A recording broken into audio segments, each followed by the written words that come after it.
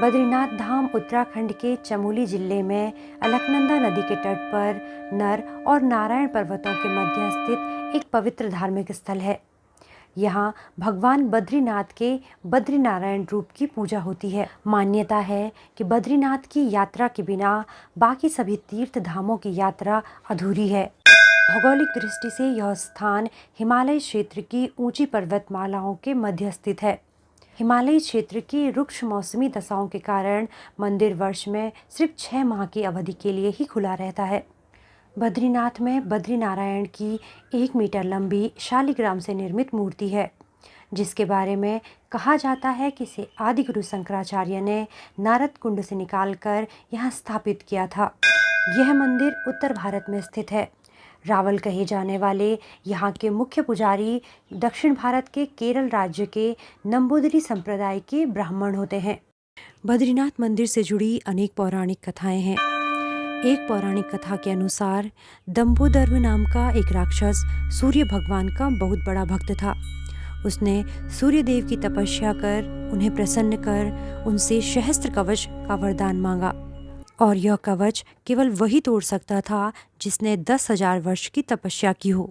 सूर्यदेव ने दंबोदर्व को यह वरदान दे दिया, जिसके बाद उसका नाम सहस्त्र कवच पड़ गया। सहस्त्र कवच स्वयं को अमर समझकर तीनों लोकों में उत्पात मचाने लगा। फिर सभी देवताओं ने भगवान विष्णु से सहायता मांगी। नारायण ने देखा पृथ्वी लोक के हिमालय के केदार खंड में एक ऐसा स्थान है जहां एक दिन तपस्या करने का फल 10,000 वर्ष के बराबर होता है। जब भगवान विष्णु केदार खंड गए तो उन्होंने देखा कि महादेव और माता पार्वती वहां पहले से ही निवास करते हैं। विष्णु ने एक शिला पर जाकर एक नन्हे बालक का रूप धर लिया। उस शिला को लीला डूंगी कहा जाता है। माता पार्वती ने ममता के अधीन होकर बालक को गोदी में उठा लिया। महादेव नारायण की लीला को देखकर मन ही मन मुस्कुरा रहे थे। उसके बाद महादेव और माता पार्वती बालक को सुलाकर ध्यान के लिए चले गए। जब वे लौटे तो देखा जहाँ बालक को रखा था वहाँ चतुर्भुजी श्री नारायण हैं। नारायण बोले, माँ, मैं आपका वही बालक हूँ और जग कल्याण के लिए यहाँ ध्यान लगाने आया हूँ। मुझे यह लीला करनी पड़ी ताकि आप स्वयं ही मुझे यह स्थान दे दें। उसके बाद माता पार्वती और महादेव यह स्थान नारायण को देकर स्वयं केदारनाथ चले गए।